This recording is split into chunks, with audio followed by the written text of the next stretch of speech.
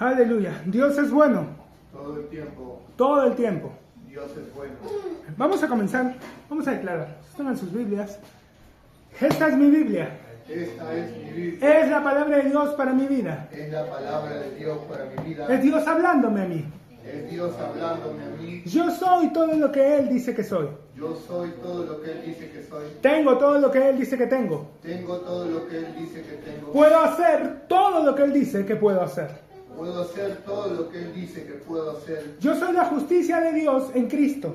Yo soy la justicia de Dios en Cristo. Soy la luz de este mundo. Soy la luz de este mundo. La sal de la tierra. La sal de la tierra. Real sacerdocio. Real sacerdocio. Nación santa. Nación santa. Pueblo adquirido por Dios. Pueblo adquirido por Dios. Para anunciar las virtudes las virtudes de aquel que me llamó de aquel que me llamó de las tinieblas de las tinieblas a su luz admirable. a su luz admirable. Soy un hijo de Dios. Soy un hijo de Dios. Soy la respuesta de Dios Soy la respuesta de Dios a la oración de mucha gente. a la oración de mucha gente. La creación entera La creación entera gime gime esperando mi manifestación gloriosa. esperando mi manifestación gloriosa. En mi boca está el poder de la vida y de la muerte. En mi boca está el poder de la vida y de la muerte. Me hablaré palabras de vida Me hablaré palabras de vida y no de muerte, y no de muerte, de riqueza de riqueza y no de pobreza, y no de pobreza, de salud de salud y no de enfermedad, y no de enfermedad, porque hay milagros en mi boca. porque hay milagros en mi boca. Tengo miles de ángeles Tengo miles de a ángeles mi disposición, a mi disposición, esperando mis órdenes esperando mis órdenes para actuar. para actuar. He sido sellado He sido sellado con el Espíritu Santo de la promesa, Espíritu Santo de la promesa. el que levantó de los muertos a Jesús. El que levantó de los muertos a Jesús Mora en mí mora en mí y me perfecciona cada día. y me perfecciona cada día. Hoy voy a recibir en mi corazón Hoy voy a recibir en mi corazón la preciosa, la preciosa, siempre viva,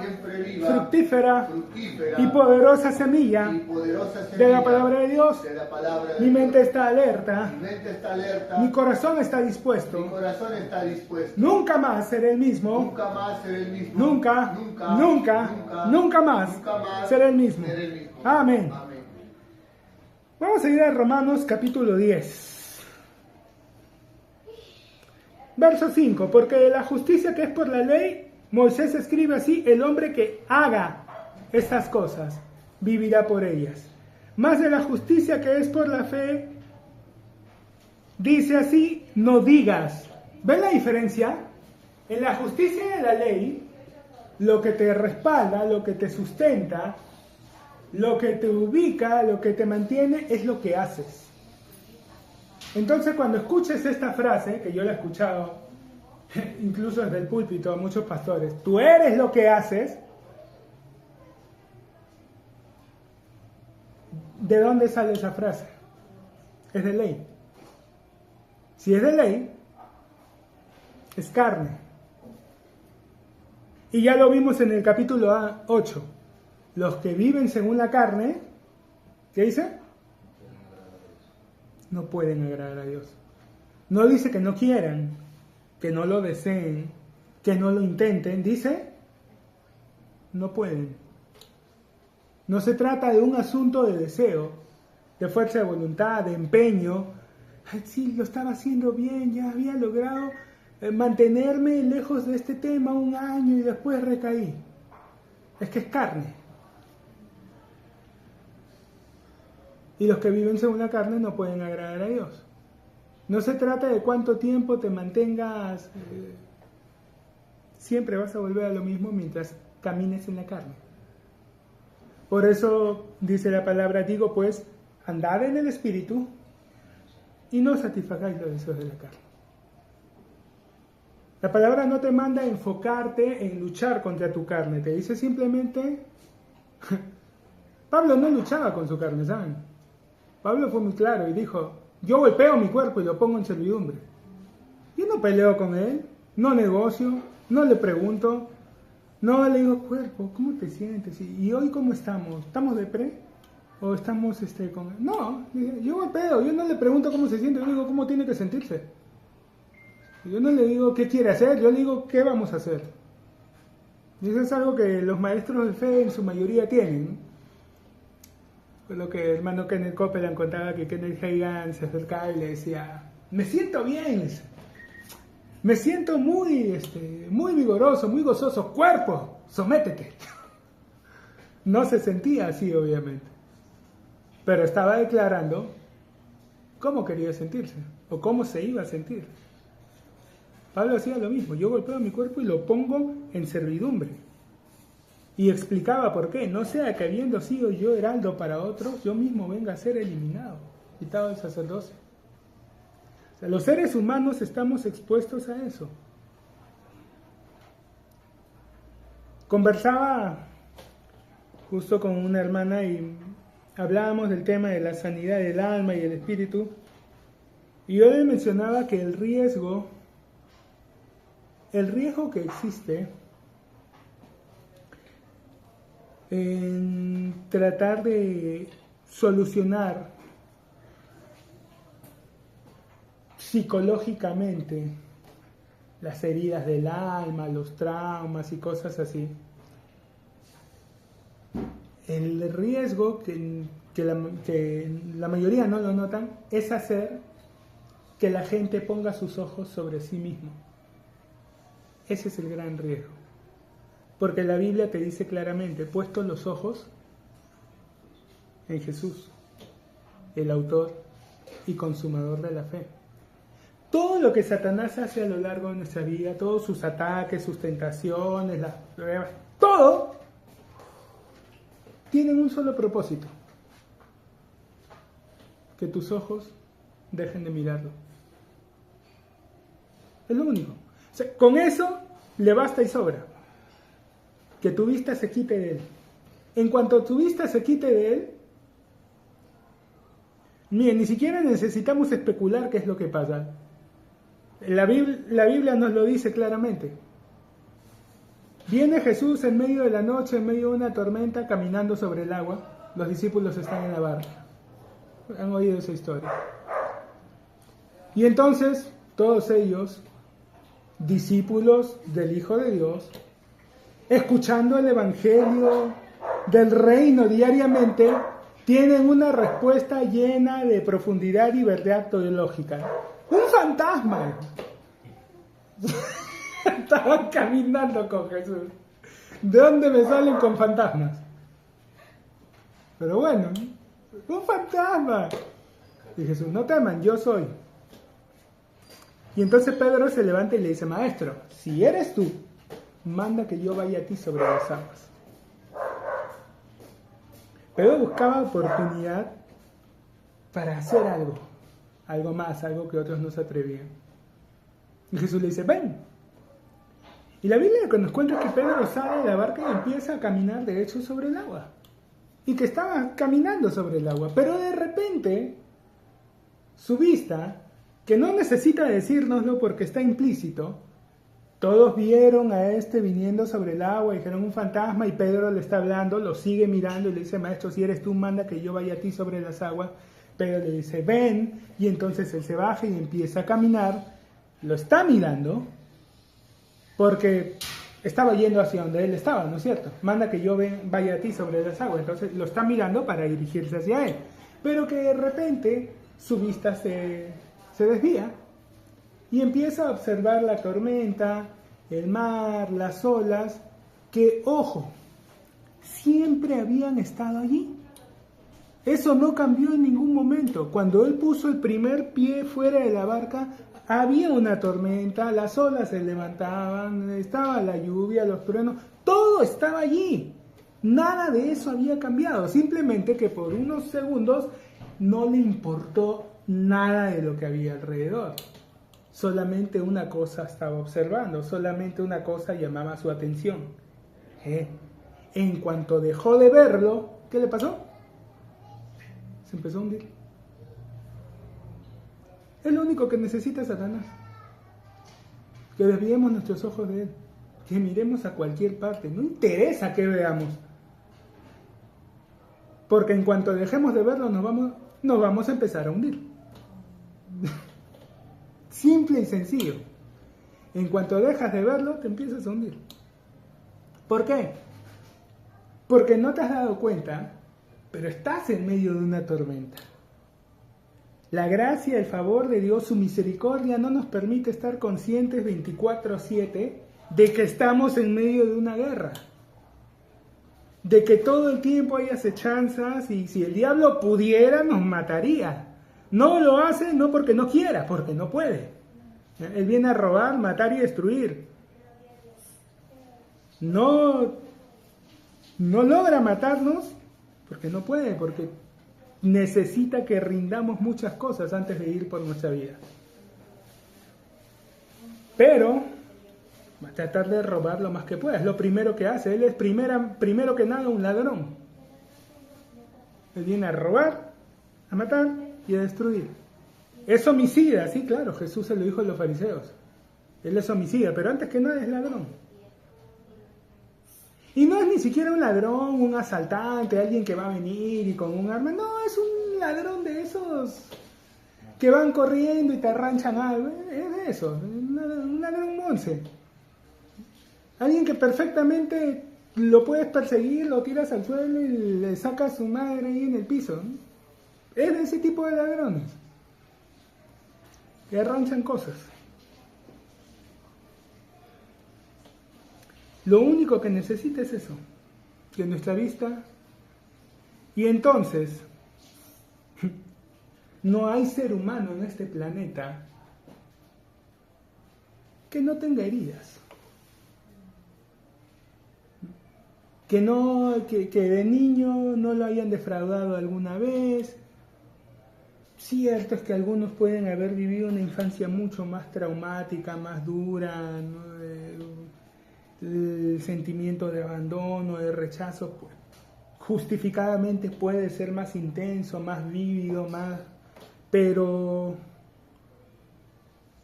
es que usted no sabe lo que me ha pasado, hermano. Mira, yo no sé lo que te ha pasado, es que usted no sabe lo que yo he hecho. Ya, yo no sé nada, no sé lo que tú has hecho, no sé lo que te ha pasado, pero sí sé lo que Dios ha hecho a favor de nosotros. Entonces no me digan, perdón, pero no me digan de que es que usted no me puede entender. Es que esa es una mentira del diablo, esa es parte del lenguaje del diablo. No, nadie te va a entender porque nadie ha sufrido lo que tú has sufrido. Sí, pueden haber sufrido más, pueden haber sufrido menos, pero aquí no se trata de quién sufrió más. No, mira, mi cicatriz es más grande que la tuya. No se trata de eso.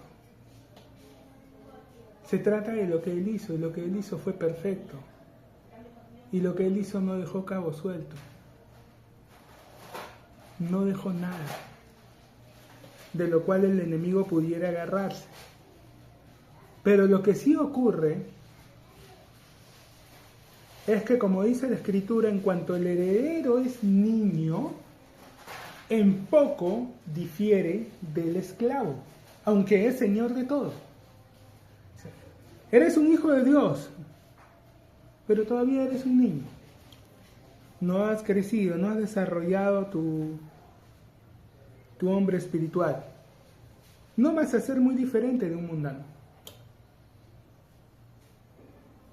¿Por qué dice eso? Porque la palabra lo dice. En cuanto el heredero es niño, en poco difiere del esclavo, aunque es señor de todo. ¿Sí? En las casas antiguamente los niños pues paraban más con la servidumbre, porque el papá estaba haciendo negocios, porque la mamá estaba atendiendo otras cosas y el niño estaba a cargo de la nana, del ayo, de quien los cambiara, los alimentara. A veces hasta comía en la cocina, se iba, se metía, lo alimentaban, se acostumbraba, aprendía palabras de los sirvientes, de los esclavos. En cuanto al heredero es niño, un poco difiere del esclavo. Pero sí hay una diferencia esencial. Este niño, que no es muy diferente, que come lo mismo que ellos, es dueño de todo. Cuando crezca le va a dar órdenes a todos. O sea, puede estar ahí, lo puedes ver con la cara de tierra, igual que ellos, todo, pero no es igual que ellos. Se comportará igual, pero no es igual. Y entonces el enemigo siempre procura y trata mantener a los hijos de Dios en ese estado. Porque en ese estado Él puede controlar, Él puede robar, y va a usar diferentes cosas para mantener a la gente atada a su pasado, mirando atrás todo el tiempo. Por una buena razón, Un concepto novedoso en ingeniería es que el Señor nos puso los ojos delante. No los tenemos a los costados como otros, ¿no? como los animales, los tenemos adelante. No tenemos visión 360, tenemos visión hacia los lados y apenas periférica, pero están delante porque es adelante que tenemos que ver. Cuando vas a un auto, el parabrisas para conducir es enorme comparándolo con el espejo retrovisor. Porque es más importante lo que tengas que ver hacia adelante que lo que veas hacia atrás. No, hermano, es que usted no sabe porque hay las heridas, eso, uno camina con eso y arrastrando eso. Todo aquel que está en Cristo, nueva criatura es, las cosas viejas pasaron, y aquí todas son hechas nuevas. Pero si el enemigo logra hacerme voltear y mirar al pasado, ya hizo que mi mirada se desvíe de Jesús. ¿Qué va a pasar? Me voy a empezar a hundir. ¿Qué pasa si te empiezas a observar a ti mismo? No, es que usted no sabe, yo cuando era niño tuve este problema. Muy bien. ¿Sabes qué va a pasar? Que vas a ir a tratar de corregir ese problema, pero te vas a dar cuenta que ese problema vino como consecuencia de otra cosa más. Y esa otra cosa vino como consecuencia de otra cosa más. Entonces, en algún momento ya no estás viendo solo tu vida. Estás viendo lo que le pasó a tu madre. Y luego lo que le pasó a tu abuela. Y así vas a llegar hasta Eva, no fastidies, pues. Ese es el tema. Ese es el riesgo. Que sí, te entretienes porque, claro, es información que desconoces, pero que en realidad... Y entonces me citaba ese pasaje, ¿no? El Espíritu del Señor está sobre mí, me ha ungido para dar buenas nuevas a los pobres, vista a los ciegos, libertad a los cautivos, a sanar a los quebrantados de corazón. Y entonces me decía, ve, Jesús sí veía esto de la sanidad del alma, de los quebrantados de corazón. Y yo le digo, ya, pero ¿cómo es que Él sanaba a los quebrantados de corazón? ¿De qué forma los sanaba? Se sentaba con ellos y los dejaba hablar y ellos le decían todos sus traumas y sus dolores y las cosas que le habían pasado de pequeños y Él los escuchaba y todo. Ojo, no tiene nada de malo eso. Pero el tema es que es algo potencialmente adictivo. Hay personas... Entonces los psicólogos son gente del diablo. No, no estoy diciendo eso. Al contrario. Yo en 2 ocasiones en mi vida tengo amigos, tengo compañeros que son psicólogos y en 2 ocasiones sí he conversado con ellos porque entiendo que te dan herramientas que te pueden permitir tener una perspectiva de cosas prácticas que te ayuden a salir de un tema, si estás muy enredado. Pero es algo muy puntual. O sea, lánzame un salvavidas y ya está, ¿no? Pero ¿cuál es el tema? Hay personas que empiezan terapia porque, no sé, tengo este problema y listo. Pero esa terapia nunca se termina. Porque ya llegan 10, 12 sesiones en las que ya tendría el problema que haber sido resuelto. Pero luego continúan porque se dan cuenta de que también tenían esto de acá. Y también hay esto de acá. No, y también está mi problema para... Y sí, o sea, bienvenidos al mundo, hermano, somos imperfectos. Y el tema es ¿cómo lo vas a resolver? ¿Lo vas a resolver tú? ¿En tus fuerzas? ¿En tu capacidad?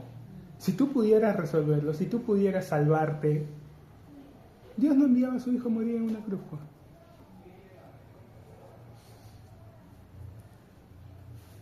No lo enviaba. No podemos hacerlo. ¿Cómo Jesús sanaba a los quebrantados de corazón? ¿Cómo Jesús ministraba esa sanidad del alma? Bueno, ¿cómo lo hacía? Bueno, pero la palabra dice que no todo lo que Jesús hizo ya, ¿no? Si no todo se escribió, si se escribiera no alcanzarían los libros, listo. Pero no, la palabra no nos deja especular, nos cuenta qué cosas Jesús hacía, porque si vamos a tomar esa postura de que no se pudo escribir todo, entonces entramos a... Es el mismo argumento que usan los que especulan, ¿no? ¿Qué hizo Jesús entre los 12 años y los 30 que empezó su ministerio? Esos años de silencio, sí, él se fue a la India, él se fue aquí, él se fue allá, porque no está escrito. Sí y no. Los evangelios no lo cuentan, pero los evangelios sí te cuentan lo que decían los que lo conocían. O sea, sí, los evangelios no te dicen que Jesús cuando tenía 20 años estaba ahí en el taller, pero sí te mencionan en una ocasión que la gente de Nazaret decían, hey, ¿no es este el hijo de José el carpintero? ¿No están sus hermanos entre nosotros? ¿De dónde pues este tiene ahora este conocimiento? O sea, la gente que lo conocía no es que, no, es que él se fue de viaje lejos. No, siempre había estado allí. Mucha gente pregunta, bueno, pero ¿qué hacía Jesús? ¿Qué hacía Jesús? Jesús cumplió toda justicia. Según la tradición, José murió joven. Jesús tenía hermanos. Como el hermano mayor le correspondía a él, sustentar el hogar hasta que el menor de sus hermanos cumpliera la mayoría de edad, que en el judaísmo no son 21, no son 18, son 13 años. Entonces Jesús fue el sustento de su hogar hasta que el menor de sus hermanos cumplió 13 años. Cuando cumplió 13 años, empezó el ministerio. Así de simple, no hay tanto. Y entonces de nuevo, ¿cómo sanaba él a los quebrantados de corazón? Bueno, ¿qué nos dice la palabra que él hacía? Que él andaba por ahí enseñando la palabra, predicando el evangelio del reino, sanando a los enfermos. Esa fue la manera en que él sanó a los quebrantados del corazón, en que ministró sanidad del alma, como lo llaman algunos. Entonces, hermano, pero es que a mí me pasó esto cuando yo era niño, me pasaron estas cosas y todo. Llénate de la palabra, pon tus ojos en él, conócelo a él. Porque a medida que tú lo veas a él, es como verte en un espejo. Vas a empezar a verte a ti como él te ve. Y todas esas cosas que están allí, no vas a necesitar estar observándolas una por una, porque el tema es ese. Si empiezas a mirarte a ti, siempre va a haber algo que arreglar. Siempre.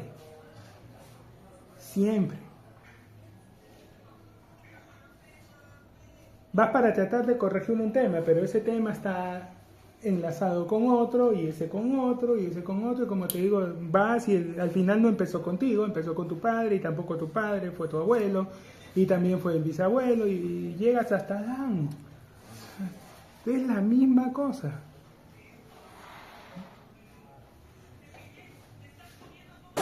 Ahora, ¿qué es lo que Dios hace? Imagínense pues, así no podríamos avanzar nunca, tendríamos que estar tratando de sanar y arreglar lo que hicieron nuestros ancestros. Y Dios no nos manda eso. ¿Qué es lo que Él nos mandó?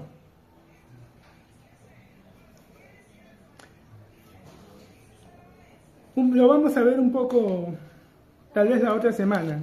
No os conforméis a este siglo, no te amoldes. No tomes la forma de este mundo, sino transformaos por medio de la renovación de vuestro entendimiento, para que comprobéis cuál sea la buena voluntad de Dios, agradable y perfecta. O sea, te dice todavía la razón de ser. Tu forma de pensar va a ser renovada, va a ser cambiada con la misma palabra. Es la palabra la que va a ir reemplazando. Hay un ejemplo, hay una imagen que circula por redes, donde ponen un vaso con agua turbia debajo de una toma de agua, de un caño, de un grifo, como lo llaman.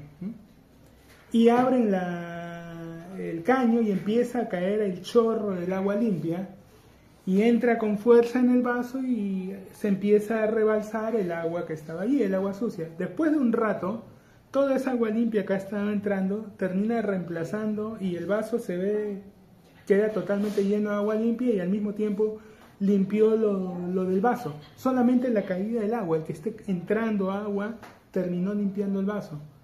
No fue necesario ir frotarlo. Solamente el hecho de que siga entrando agua quitó toda la impureza. Así es como funciona. O sea, Dios nos empieza a llenar con su palabra, y es su palabra la que nos va a ir reemplazando, ocupando el espacio de todos esos traumas, de todas las mentiras que el enemigo ha ido poniendo a través del tiempo. Ya muchas veces lo hemos dicho, no es fórmula mágica, y al final caemos en lo mismo. Entonces, ¿cuál es la respuesta? Comunión, relación. ¿De qué depende que esto ocurra más rápido, que se tarde más? ¿Qué tanta comunión, qué tanto tiempo le des a estar con Él? De eso, depende de eso. De la justicia que es por la ley, Moisés escribe así: el hombre que haga estas cosas. Entonces, si el enfoque está en lo que tú haces, es ley, es carne, y te va a alejar de Dios. Más de la justicia. Pero la justicia que es por fe dice así: no digas. Entonces, la que es por ley se enfoca en tus acciones. La que es por fe se enfoca primero en tus palabras. Pero no sé, no es que de repente ese sesgo que tengo con los políticos, ¿no? Pero yo prefiero hechos y no palabras, ¿no? Fácil es hablar, pero hacer realmente, ¿no? Es que tienes que entender algo. ¿Por qué le da primacía a las palabras? Porque el mundo espiritual se rige por palabras. El mundo espiritual se rige por palabras. Todo lo que vemos, todo lo que es, fue hecho de lo que no se veía. Todo vino a existencia por medio de palabras. Santiago nos lo va a explicar, nos va a añadir un detalle más a todo esto. Nos va a decir que la lengua, así como las grandes naves, como los grandes barcos son guiados por un pequeño timón, todo nuestro ser es guiado por nuestra lengua. Entonces, lo que me está pasando hoy es consecuencia de lo que hice ayer. Más que eso, de lo que estuve hablando ayer. Jesús nos va a dar otro ladrillo a esto. La parábola del sembrador. Lanza semilla, y nos va a decir claramente, la semilla es la palabra. Tú siembras. Proverbios te has enlazado con los dichos de tu boca. Tus palabras crean tu realidad. Tus palabras le marcan el rumbo a tu ser, a dirigirse en una dirección. Entonces, por eso dice, la justicia que es por la ley, Moisés escribe así: el hombre que haga. Pero en la justicia que es por la fe, no digas. Ten cuidado con lo que hablas, porque eso va a determinar en qué dirección vas. No digas en tu corazón: ¿quién subirá al cielo? Esto es para hacer venir a Cristo. No veas la dificultad, no pienses, wow, pero esto es muy complicado, hermano, pero, o sea, ¿cómo nos vamos a acercar ante un Dios santo, nosotros imperfectos, pecadores, salvos por gracia y todas las demás cosas? ¿Cómo nos vamos a acercar a Él? ¿Más qué dice? Cerca de ti está la palabra. No está lejos como podrías pensarlo. No es tan difícil como el diablo quiere que lo pienses. En realidad es mucho más accesible. Hermanos, ser salvos es la cosa más fácil del mundo. Y tiene que ser así porque justamente Dios lo hizo así. ¿Por qué? No quiere que ninguno perezca, sino que todos procedan al arrepentimiento. Así que sí, lo hizo recontra fácil. La salvación es un proceso y tienes que mantener. No, la salvación es un regalo que Él da de gracia y se recibe por fe. Es un evento. Pero si tú luego pecas y caes, puedes perder ese regalo. No, la palabra también te dice, irrevocables son los dones, entiéndase, regalos, y el llamamiento. Dios no retira sus regalos, no los quita. Ahora, tú puedes no usarlos, pero Él jamás te los va a quitar. No digas en tu corazón, no veas la dificultad, no hables dificultad, no hables imposibilidad, no digas quién subirá al cielo o quién descenderá al abismo. No hables eso. No hables, es difícil, hermano.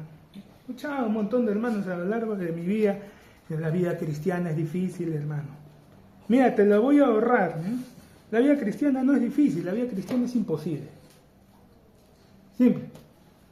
No es difícil. Si tú me dices que es difícil, yo sé que lo estás intentando, te estás moviendo en tu carne, estás andando en ley. Porque no es difícil, es imposible. La ley tenía 613 mitzvah, 613 mandamientos. Ahora, hemos dicho, desde una perspectiva, que a la iglesia solamente se le dieron 4. ¿Sí? Solo se le dieron 4 mandamientos. Pero si te fijas en el Nuevo Testamento, todas las indicaciones que nos son dadas, o sea, entiéndase, todos los mandamientos que se nos dan en la gracia, que todos tienen que ver más que nada con el amor, ¿eh? No son 100, no son 200, no son 600, no son 613, son más de 1200, o sea, es más del doble de lo que te daba la ley. Si cumplir la ley era difícil, prácticamente imposible, la vida cristiana no es difícil, no es dura, es imposible. ¿Por qué? Para facilitártelo, para hacerte fácil y para que rápidamente te des cuenta de que no, yo no puedo. Esto no voy a poder. Me rindo aquí que no, enséñame a ver de qué se trata, porque esto no voy a poder. ¿Cuántas veces debo perdonar a mi hermano que pecare contra mí? ¿Hasta 7? No te digo 7, sino hasta 70 veces 7. Y ojo, ahí están hablando de una medida diaria. Pedro le estaba preguntando, ¿no? Un día, ¿cuántas veces debo perdonarlo? ¿7? Y le dice, no 7, 490, ¿no? 70 veces 7. Ahora, es imposible, pues. Es difícil que alguien pueda ofenderte 490 veces en un día. Y si llega a ofenderte 490 veces en el día y tú las cuentas, esta es la vez 491, déjame decirte que entonces, si has logrado contar todas esas, no lo has perdonado, pues. Porque si lo perdonaste a la primera, a la segunda, a la tercera, ya algo tuvo que haber cambiado. Pero si has llegado hasta la 490 teniendo la cuenta allí, no lo perdonaste, pues todo el tiempo se lo has estado contando nada más y lo has estado guardando. Espérate que ahorita te doy tu vuelta. Espérate, no llevas 300. Ya, ahorita, sigue. Sigue. Listo, 490. Ahora me toca, ¿ya? Una más. Listo, ahora sí, ven acá. Pues no lo perdonaste. No podrías contar tanto en un día, tantas ofensas a una persona, si la estás perdonando. Pierdes la cuenta. Y esa persona, si la estás perdonando todo el tiempo, pierde también la motivación. O sea, si 1, 2, 3 veces, si no reaccionas, y más bien tu respuesta es con amor, es con paciencia, todo, llega un punto en el que ya no es divertido. Pues, o sea, lo que estoy tratando de hacer es enojarte y tú me estás respondiendo con amor. ¿Sabes qué? Chao, ¿no? Me voy a fastidiar a alguien más. Porque también hay gente que su gozo, que su gloria, que su deleite está en irritar a otros. Hay gente así. Por eso no debemos hacer oraciones genéricas. Señor, concédele los deseos de su corazón. Y si los deseos del corazón de este desgraciado es fastidiar a todo el mundo, o sea, ¿qué estás pidiendo? Que lo pueda hacer. No, deja que el Espíritu Santo sea el que te muestre qué tienes que pedir por por cada uno. No repitas oraciones genéricas. Mas ¿qué dice? Cerca de ti está la palabra, en tu boca y en tu corazón. Esta es la palabra de fe que predicamos y nos lo explica. ¿Por qué es más importante hablar que lo que uno hace? Pero hermano, Santiago dice que la fe sin obras es muerta. Sí. Lo que pasa es que allí la palabra obras, para no tener confusión, debería haberse traducido como acciones. Porque cuando dice la fe sin obras es muerta, las personas de inmediato asumen obras, obras de piedad, ¿no? Obras de ley, ser buena persona, perdonar, esto, pero no. Allí dice la fe sin acciones, o sea, sin acciones de fe. Si la fe solamente se queda ahí en pensarla, no te sirve. La fe la tienes que poner por obras, tienes que actuar. Ejemplo, empiezo a sentir síntomas. Tengo dos opciones, abrir mi boca y decir, ay, se me está congestionando la nariz, está empezando, creo que me va a dar gripe. Excelente declaración, ¿no? Creo que me va a dar gripe. Y efectivamente te da gripe. Lo que no te estás dando cuenta es que estás aplicando principios de fe, pero a la inversa. En lugar de esperar bendición de Dios, lo estás aplicando para esperar maldición, enfermedad. ¿Qué hacer? La palabra te dice, diga el débil, fuerte soy, el enfermo, sano soy. Justo cuando hablaba con esta hermana de sanidad del alma me mencionaba, ¿no? Que una ministra decía, es que nosotros no podemos simplemente agarrar, si alguien está mal, si alguien está arrastrando cosas del pasado y no puede vivir diciendo estoy bien, porque eso es mentir. Qué curioso, la palabra te dice que lo hagas, pero esta hermana te dice que no lo hagas porque es mentira. ¿A quién le voy a creer? Para mí está bien fácil. Sea antes Dios veraz y todo hombre mentiroso. Dios me dice que el débil diga fuerte soy. Y me dice, no puede decir que es fuerte, tiene que decir que es débil y luego enfocarse y ver por qué esa debilidad. Pero no es lo que Dios me dice que haga. ¿Y quién sabe más? Dios que nos hizo, que nos diseñó, que sabe qué botón es el que hay que presionar, o una persona que, aunque haya estudiado mucho, sigue siendo falible. Dios. Al final, como digo, siempre es llenarnos, ¿no? Pero bueno, siempre es llenarnos de la palabra. Nos explica por qué la importancia del hablar. Que si confesares con tu boca que Jesús es el Señor y creyeres en tu corazón que Dios le levantó de los muertos, serás salvo, porque con el corazón se cree para justicia, pero conjunción adversativa que implica que lo que viene contradice o suplanta a lo anterior, pero con la boca se confiesa para salvación. Entonces no es suficiente lo que creas. En el mundo espiritual es determinante lo que hables. Si tú tienes fe, si tú crees algo de parte de Dios, ni de broma te pongas a hablar en contra de eso. Que Satanás es muy astuto, ¿no? Te paras en una esquina, hay periódicos, vamos a ver una buena noticia, así que vamos a enterarnos qué está pasando. Y estás leyendo y nunca va a faltar el infeliz que venga y se pare, qué mal está todo, ¿no? Y no faltan los que le responden, ¿no? Sí, todo está horrible.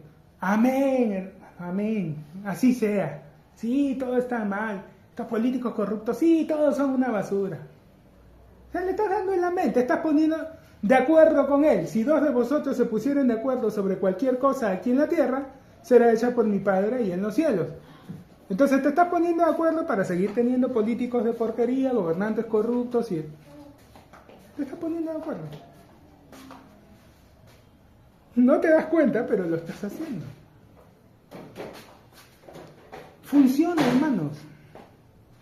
Funciona. Tanto el que te dice que no se puede, como el que te dice que sí, los dos tienen razón. Y los dos van a recibir exactamente como lo están diciendo. Con el corazón se cree para justicia, pero con la boca se confiesa para salvación.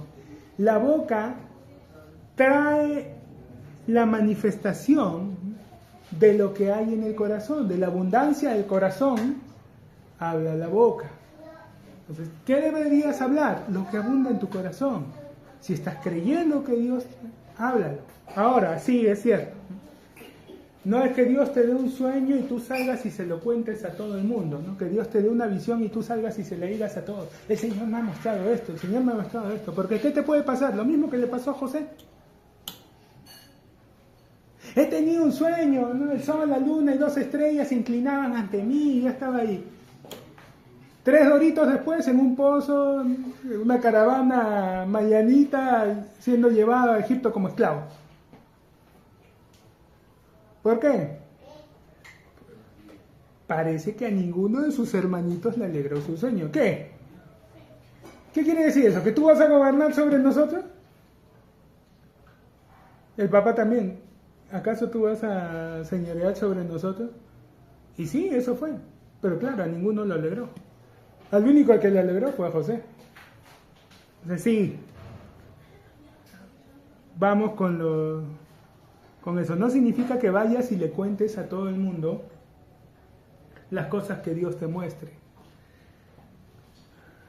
Cuando uno empieza a crecer a Dios, y por ahí a veces Dios puede despertar dones, estoy ya compartiendo, saliéndonos un poquito, pero aprovechando que estamos en esto. A veces Dios despierta cosas que te permiten ver cosas en otras personas o anticipar. Y uno comete el error cuando empieza a saber cosas de ir y contárselo a todas las personas que aparezcan. O sea, tienes un sueño con algún hermano, o ves algo, Dios te muestra algo, y vas de enfrente y lo buscas al hermano. Hermano, mire tú este sueño. Tienes que saber que no todos van a tomar bien lo que pueda mostrar, porque si es algo malo, lo que van a pensar es que tú lo estás deseando. Y no, a veces Dios te puede mostrar cosas así. Ahora, ¿por qué Dios mostraría o permitiría que yo vea algo malo acerca de una persona? Para que ore, para que lo cancele, para que esa persona también sepa y lo evite. O sea, un sueño negativo, una visión negativa, no es para que, ay, bueno, hermano, lo vi que estaba en un velorio, hermano, qué pena, qué gusto haberlo conocido. No, no es para eso, pues. Es para que lo cancele, para que la persona, pues, si, como en el caso de un pastor, ¿no? Si vive tomándose una Coca-Cola de 3 litros todos los días, ¿no? Ponga un freno a hábitos que no lo están ayudando, ¿no? Y eso que se vio no se cumpla. Pero si Dios le está mostrando, tiene que cumplirse, hermano, porque entonces ¿cómo? A ver, pero, o sea, si Dios muestra algo, sí o sí se va a cumplir. Sí, hermano, Jonás, Dios lo manda a Nínive a pregonar contra ella. Jonás se va a Tarsis y después nos enteramos por qué. Al final del libro nos enteramos por qué. Pasa lo del pez, lo regresan, por segunda vez le dice, ve a Nínive, va y da la prédica más potente, ¿no? De aquí a 40 días Nínive es destruida. Chao. Y se va. No les dijo que se arrepientan, nada, fue simplemente... Y les dio la sentencia, en 40 días se mueren desgraciados. Se fue. Y se fue a su palco para tener una vista así panorámica de la destrucción de Nínive. Se ubicó en un lugar, tenía ahí su palco listo para ver. Y la gente empezó a decir, oye, ha venido un tipo. Y se empezó a correr la voz, llegó hasta palacio. Y le dijeron al rey, ha venido un tipo medio raro que dijo que iba... Y el rey lo tomó en serio. El rey pudo decir, un loco, que van a estar escuchando a un loco. Pero no, se lo tomó en serio. Todos ayuno, ¿no? Todos con silicio, todos pongan el rostro triste, hasta los animales. Nadie me come hasta que... Vamos a ver si Dios se arrepiente. Y Dios se arrepintió. Y no los destruye. Y cuando llega el día y Jonás lo ve, le dice, por eso no quise venir. porque sabía que te ibas a arrepentir. Jehová lento para la ira, grande en misericordia. Tenemos que conocer a nuestro Dios. Si Dios nos está mostrando algo malo, no es porque es porque quiere que lo evitemos. Es para que oremos en contra de eso. Pero entonces algunas personas cometen el error, ya lleno, de ir y contarlo. Hermano, el Señor me ha mostrado esto y me dijo esto. Y la persona, y si por ahí le está diciendo cosas que Dios te mostró que nadie más sabe, a la defensiva ahí mismo, no, está equivocado, no, hermano. Y si antes conversaba seguido contigo, ya no te va a hablar tan seguido. Y se va a distanciar. ¿Por qué? Porque a nadie le gusta que vengan y le quiten la toalla y lo exhiban públicamente. A nadie. Todos en algún momento hemos cometido ese error. Me acuerdo que dije, emocionado ahí de que había visto cosas y yo le decía, hermano, y yo, no. Hasta que en un momento le pregunté al padre, padre, ¿por qué es esto? ¿En qué momento yo te he dicho que tú vayas y se lo digas?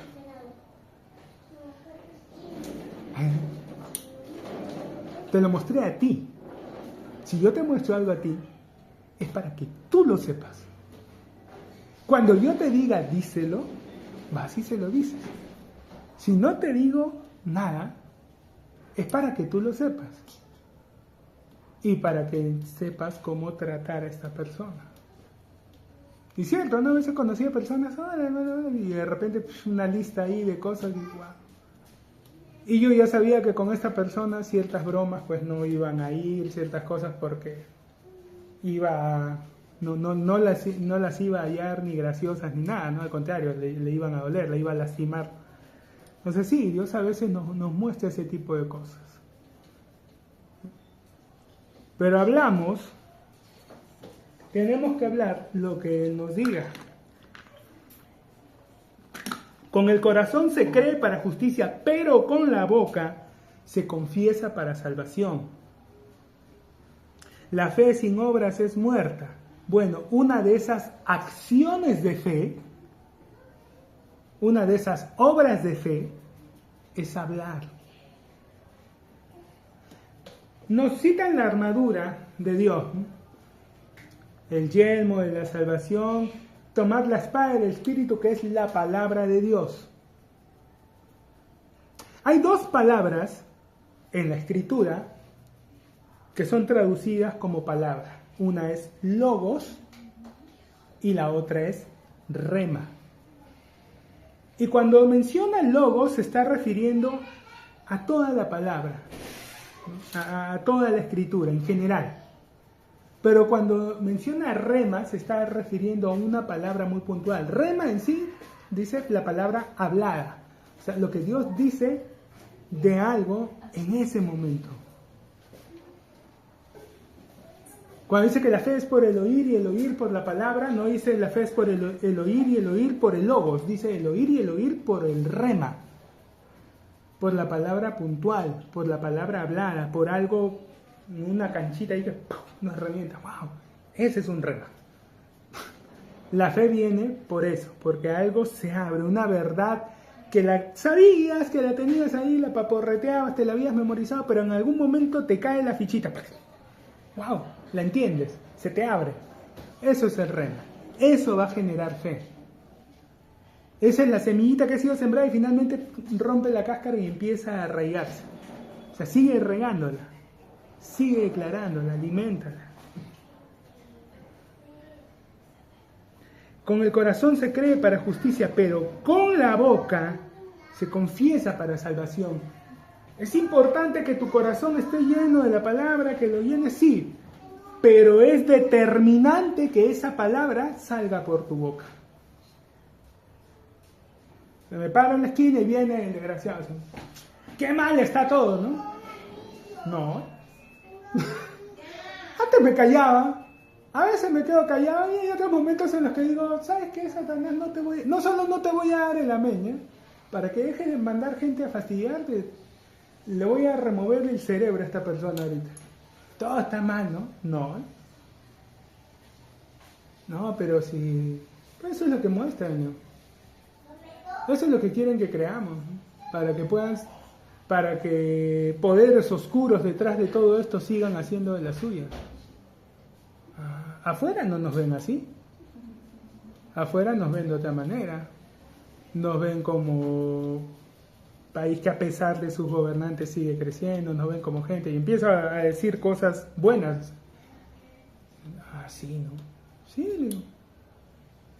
Y lo bueno, tenemos eso de bueno. Nosotros no estamos esperando que nuestros gobernantes vengan y nos resuelvan la vida. Nosotros sabemos que nos toca trabajar, confiar en Dios y que esa es la única forma en que vamos a ir bien. Sí, pues. En cambio, en otros países, miren lo que les ha pasado. No están esperando que el gobierno les regale, les dé. Su país se ha empobrecido, se ha ido al diablo porque se acostumbraron a eso, a que todos se lo regalan. Acá no estamos esperando nada, acá sabemos que salimos, trabajamos, confiar en Dios, creer que todo va a estar bien y seguir. Sí, pues, sí, claro. El remuevo de rato se va a venir a maldecir el día, se termina yendo bien. Sí, mándate a otro ahora, pues, payaso, mándate a otro para también removerle. Ya no manda nadie. Por varios días se desaparecen, nadie se acerca, me paro y después todos se van.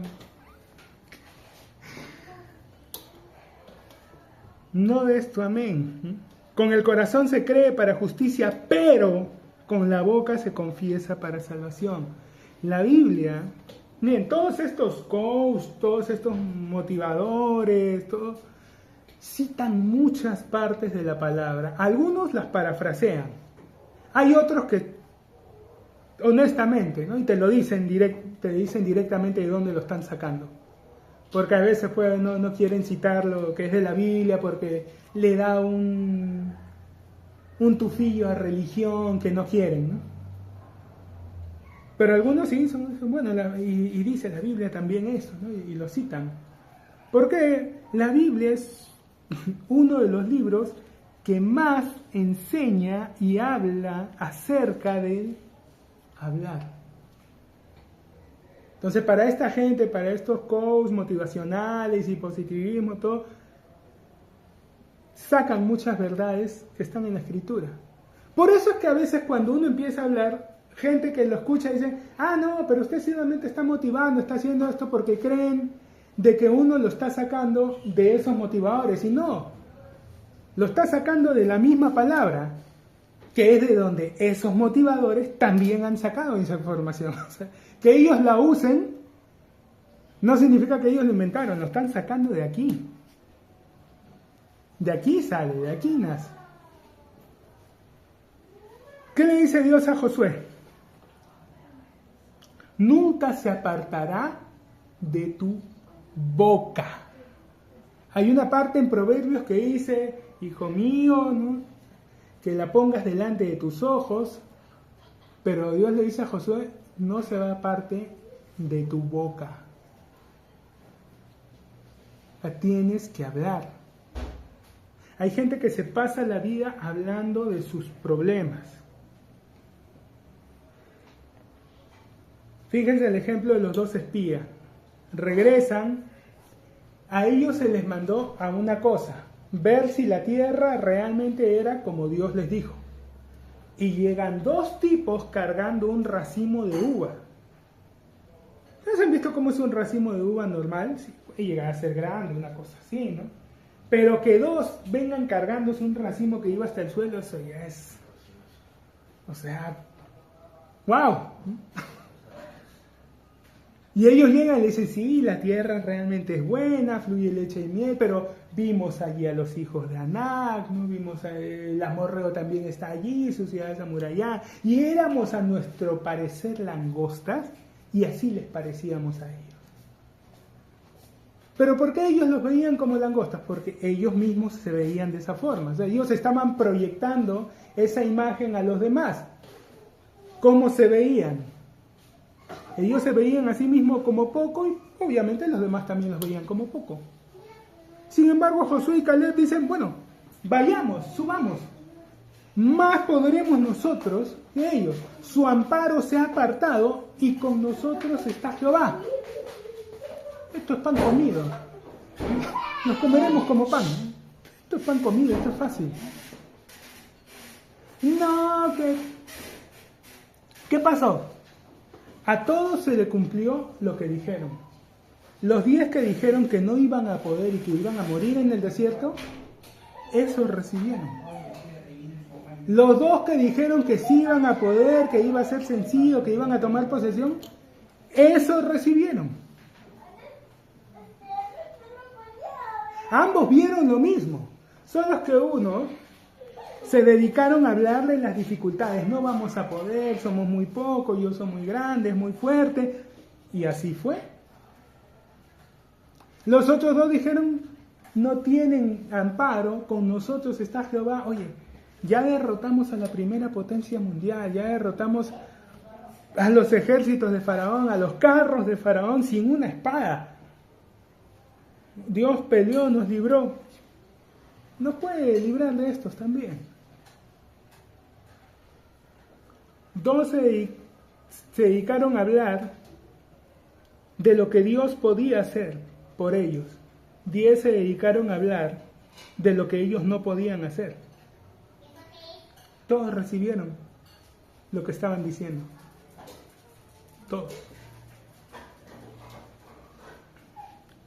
Con el corazón se cree para justicia, pero con la boca se confiesa para salvación, pues la Escritura dice, todo aquel que en él creyere no será avergonzado. Porque no hay diferencia entre judío y griego, pues el mismo que es Señor de todos, es rico para con todos los que le invocan, porque todo aquel que invocar el nombre del Señor será salvo. Todo aquel que en él creyere no será avergonzado, pero todo aquel que le invoca, que abre su boca, que habla, será salvo.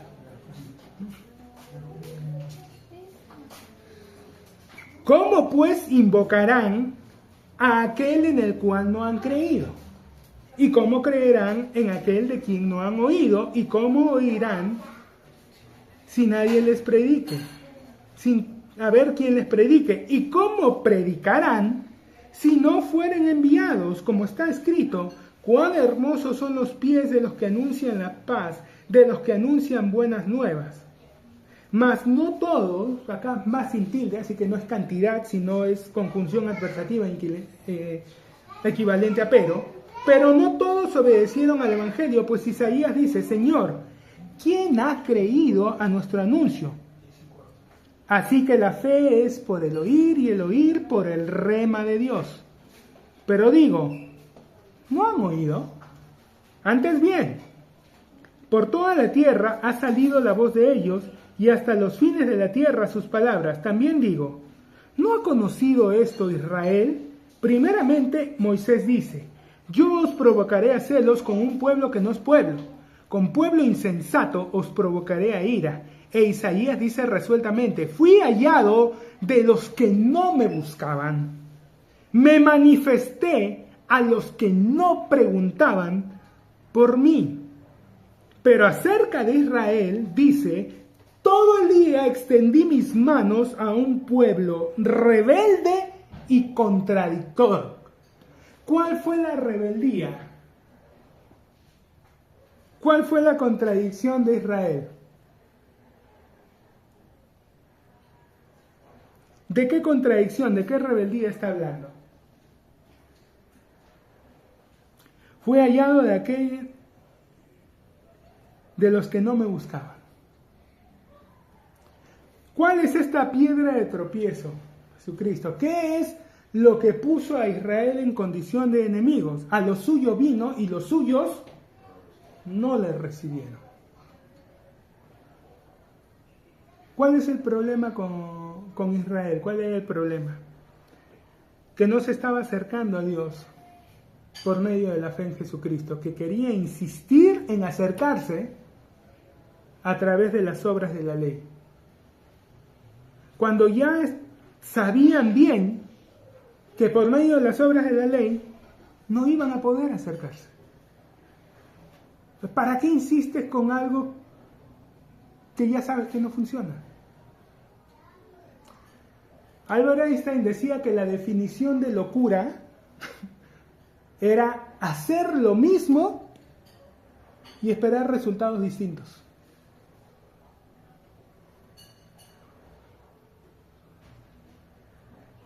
Si estás haciendo lo mismo, el resultado va a ser, sorpresa, el mismo. Si quieres resultados diferentes, haz cosas diferentes.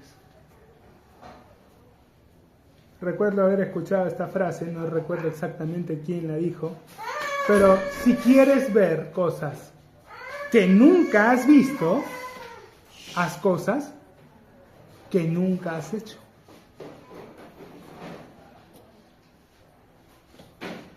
Por hoy vamos a dejarlo ahí.